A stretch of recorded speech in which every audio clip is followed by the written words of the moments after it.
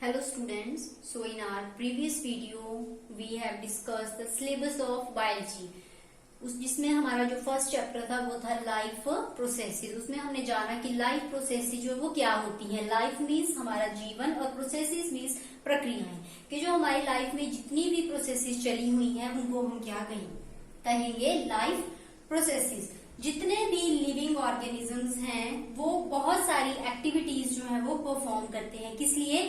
अपनी लाइफ को मेंटेन करने के लिए। जैसे हम ह्यूमन बींग्स का एग्जांपल लें तो अपनी लाइफ को मेंटेन करने के लिए हमारी जो बॉडी है उसमें बहुत सारी एक्टिविटीज जो है वो परफॉर्म हो रही हैं। जैसे कि कल मैंने आपको बताया था डाइजेशन है, रेस्पिरेशन है, सर्कुलेशन है, रिप्रोडक्शन है, न्यूट्रिशन है, तो वो सारी आएंगी हमारी लाइफ प्रोसेसेस। ओके, जैसे कि एग्जांपल लीजिए, डॉग है, ही इज वर्किंग, ही और शी इज वर्किंग, तो उसमें क्या है, कोई ना कोई एक्टिविटी जो है वो परफॉर्म कर रहा है। ह्यूमन बीइंग्स है, कोई ना कोई एक्टिविटी वो परफॉर्म कर रहे हैं, खाना खा रहे हैं, खाना बना रहे हैं, चल रहे हैं, दौड़ रहे हैं, तो ये क्या है हमारी लाइफ एक्टिविटीज। ओके, तो अगर हम डेफिनेशन देखें, बिकॉज चैप्टर को स्टार्ट करने से पहले जो इसका हेडिंग है that is life processes, it must be clear to you. So life processes अगर इसको हम डिफाइन करें तो लाइफ प्रोसेसेस क्या है?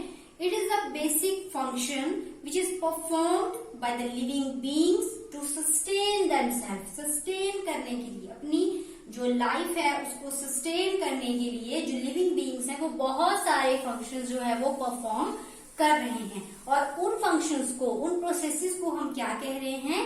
Life processes which are concern with our life. Okay, अब उसके बाद हमारे पास आता है, जैसे कि मान लीजिए कि हमारी जो बॉडी पार्ट्स है, अब मेरा हैंड है, ठीक है, मैं लिख रही हूँ, इसका मतलब क्या है कि जो हैंड है मेरा वो प्रॉपर्ली ग्रो कर रहा है, वहां पे जो भी हम एक्टिविटीज कैरिड आउट कर रहे हैं वो ढंग से हो रही हैं। लेकिन अगर कोई इम्पेयरमेंट आती है, जैसे कि पैर स्लिप हो जाता है, हाथ टूट जाता है, तो क्या होगा? उससे जो हमारी लाइफ की एक्टिविटीज हो जाएंगी, होती हैं जितनी भी, वो बॉदर कर जाएंगे। मतलब लाइफ प्रोसेसेस हमारी जैसे चल रही थी, अब लिख रहे हैं, हाथ टूट जाएगा, हम लिख नहीं सकते। मतलब हमारी जो लाइफ प्रोसेसेस नॉर्मली चल रही थी वो नॉर्मल नहीं रहेंगी, उसमें कोई ना कोई इम्पेयरमेंट जो है वो आ जाएगी। ओके, उसके बाद अगर हम देखें तो सिर्फ ऐसे ह्यूमन बीइंग्स ही नहीं है जिसमें सारी लाइफ प्रोसेसेस जो है वो कैरिड आउट होती हैं। कोई भी ऑर्गेनिज्म है, छोटा है, बड़ा है, यूनिसेलुलर है, मल्टी सेलुलर है, उसमें लाइफ प्रोसेसेस जो है वो चलती ही चलती हैं। जैसे अगर हम यूनिसेलुलर ऑर्गेनिज्म है अमीबा, अमीबा आपको पता है सिंगल सेल्ड है, तो ऐसा नहीं है कि अमीबा जो है वो खाना नहीं खाएगा या उसमें जो एनर्जी बन रही है वो सर्कुलेट नहीं करेगी, एक्सक्रीट नहीं करेगा। जितनी भी हमारी एक्टिविटीज हैं, लाइफ प्रोसेसेस हैं, वो सारी सभी ऑर्गेनिजम्स में प्रेजेंट होंगी ही होंगी, चाहे वो यूनिसेलुलर ऑर्गेनिज्म है, चाहे वो मल्टी सेलुलर ऑर्गेनिजम्स है, प्लांट्स हैं, एनिमल्स हैं, ह्यूमंस हैं, सभी में क्या होगा, जो लाइफ प्रोसेसेस है वो सारी कैरिड आउट होंगी ही होंगी। अब प्लांट्स हैं, वो भी क्या है, उनको भी हम लिविंग थिंग्स कंसीडर करते हैं। प्लांट, आपको पता है कि प्लांट हमारे लिए बहुत ही ज्यादा जरूरी है।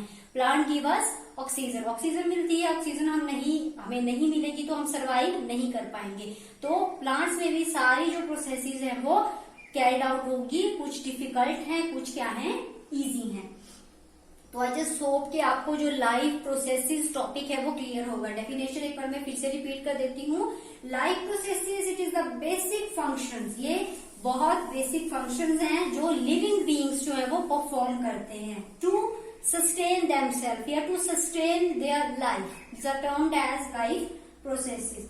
उसके बाद जो लाइफ प्रोसेसेस है, उसके बाद न्यूट्रिशन पे जाने से पहले एक टॉपिक आता है मेटाबॉलिज्म।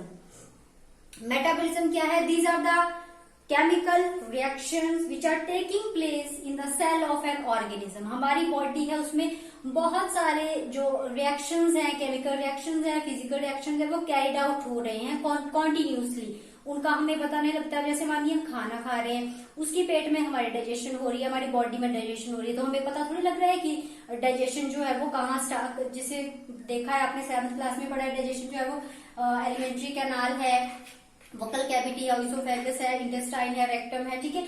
तो हमें पता नहीं लगता है ऐसे बॉडी में कि हमारी जो डाइजेशन है वो प्रोसेस कहाँ तक पहुंची है। मतलब कॉन्टिन्यूसली जो है वो प्रोसेसेस जो है वो they are going out through our body. Okay, उसके बाद जो नेक्स्ट टॉपिक है वो मेटाबॉलिज्म। तो मेटाबॉलिज्म क्या बताया मैंने, वेरियस केमिकल रिएक्शन, बहुत सारे केमिकल रिएक्शन जो हैं वो हमारी बॉडी में, किसी ऑर्गेनिज्म के सेल्स में, बॉडी में जो है वो चल रहे हैं। जब भी कोई भी एक्टिविटी डाइजेशन है, रेस्पिरेशन है, जब वो हो रही है तो उसमें बहुत सारे केमिकल रिएक्शंस जो है वो कैरिड आउट हो रहे हैं, उसको हम कहते हैं biochemical reaction. Bio means biology, living beings, और केमिकल मीन्स उसमें केमिकल्स की भी इन्वॉल्वमेंट है। जैसे फूड है तो इस पे केमिकल्स एक्ट करेंगे और उसकी ब्रेकडाउन हो जाएगी। ब्रेकडाउन से क्या होगा, हमें एनर्जी मिलेगी। तो इसको हम कहेंगे मेटाबॉलिज्म। ओके, और अगर हम इसको और तरह से डिफाइन करें मेटाबॉलिज्म को, तो it is a total sum of physical and chemical changes which are constantly going out through in the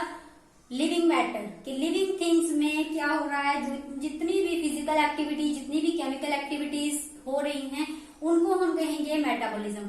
chemical activity तो आ गई, जैसे हमारा फूड है उसमें एंजाइम्स की इन्वॉल्वमेंट होगी, ब्रेकडाउन होगी, हमें एनर्जी मिलेगी।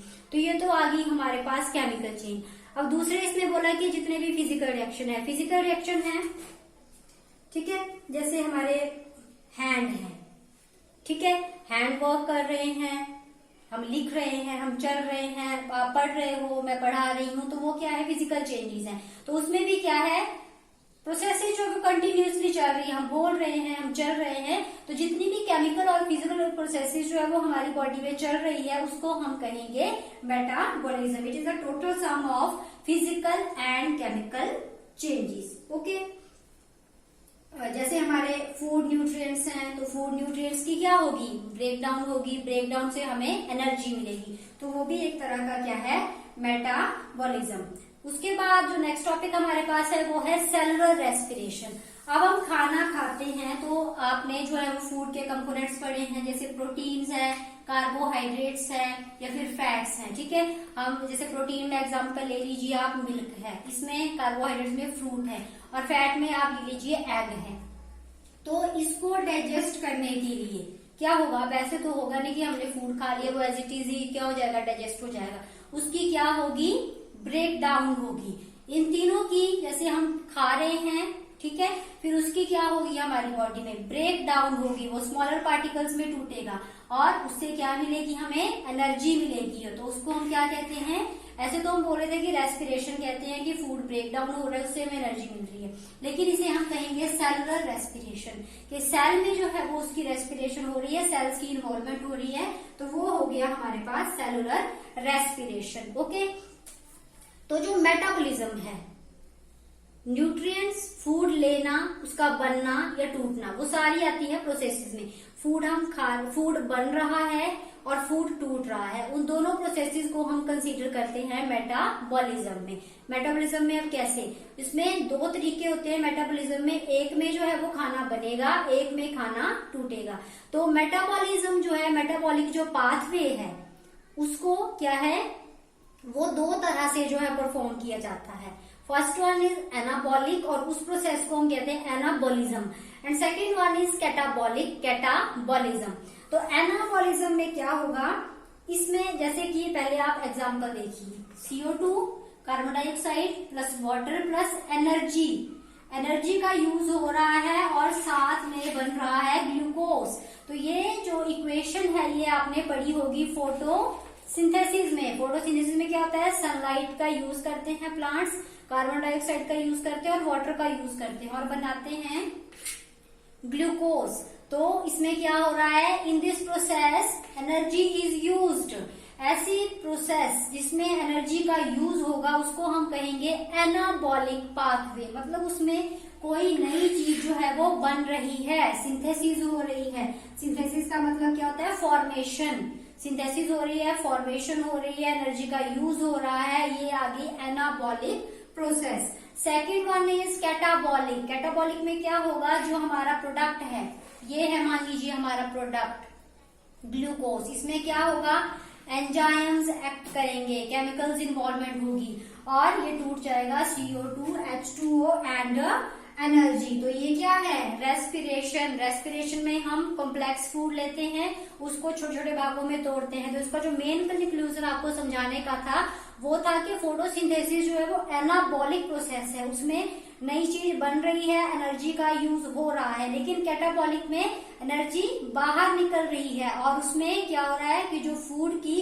ब्रेक डाउन हो रही है टू रिलीज एनर्जी, इसमें एनर्जी का यूज कर रहे हैं, प्रोडक्ट बन रहा है, इसमें प्रोडक्ट टूट रहा है, एनर्जी रिलीज हो रही है, ब्रेक डाउन हो रही है कैटाबॉलिक में। ओके, तो आज के लिए इतना ही। एक बार फिर से रिपीट कर देती हूँ मैं। पहले हमने पढ़ा लाइफ प्रोसेसेस के बारे में। लाइफ प्रोसेसेस जितनी भी हमारी लाइफ में प्रोसेसेस चल रही हैं, कैरिड आउट हो रही हैं लिविंग थिंग्स में, उसको हम कहेंगे लाइफ प्रोसेसेस, अपनी लाइफ को मेंटेन करने के लिए। डेफिनेशन थी इसकी, basic functions which is performed by the living beings to sustain. Sustain word जो है वो आप लोगों ने जरूर लगाना है। अपनी लाइफ को सस्टेन करने के लिए जितने भी लिविंग बीइंग्स जो है वो जितनी भी प्रोसेसेस कैरी आउट कर रहे हैं उनको हम कहेंगे लाइफ प्रोसेसेस। उसके बाद जैसे हमने अमीबा का देखा, चाहे वो यूनिसेलुलर ऑर्गेनिज्म है, मल्टी सेलुलर ऑर्गेनिज्म है, सभी में क्या होगा, जो लाइफ प्रोसेसेस जो है वो इक्वली चलेंगी। सेकंड टॉपिक हमारे पास था metabolism. Metabolism it is the sum of physical and chemical changes. Physical और केमिकल चेंजेस का टोटल जो है उसको हम कहेंगे मेटाबॉलिज्म। तो वेरियस बहुत सारे केमिकल रिएक्शन जो है वो हमारी बॉडी में चले हुए हैं। जब भी कोई वाइटल एक्टिविटी जो हमारी बॉडी में परफॉर्म हो रही है उनको हम कहेंगे बायोकेमिकल प्रोसेसेस, और फूड जो है वो केमिकल्स के थ्रू जो है उसकी ब्रेक डाउन होगी और उससे रिलीज होगी एनर्जी।